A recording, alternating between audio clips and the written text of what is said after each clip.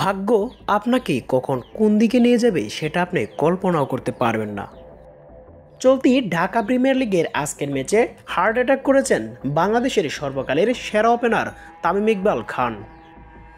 টাকার কোনো কমতি না থাকলেও এই মুহূর্তে দেশের বাইরে নিয়ে গিয়ে উন্নত চিকিৎসা করাতে পারছেন না তামিমকে।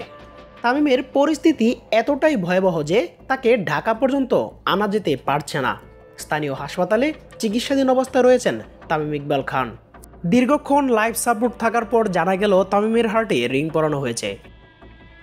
অবস্থা এতটাই গুরুতর যে গোটা একটা জেনারেশন তামিমের জন্য প্রার্থনায়।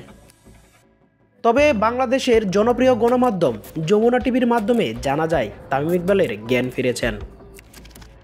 এই তো কিছুদিন আগে একজনের হার্টের রিং পরানোর খরচ দিয়েছিলেন তামিম। ব্লক ধরা পড়ে আমার আব্বার কিন্তু এখনো রিং পরানো হয় রাইট। হ্যাঁ এত টাকা পড়ে ওইটার আসলে আইডিয়া নাই আমার। আমি দিয়ে দিয়েছি। তবে আজকে দিনটি ছিল বাংলাদেশের সর্বকালের সেরা খেলোয়াড় সাকিব আল হাসানের জন্মদিন। আর এই জন্মদিনে বন্ধুর ঘটল দুর্ঘটনা।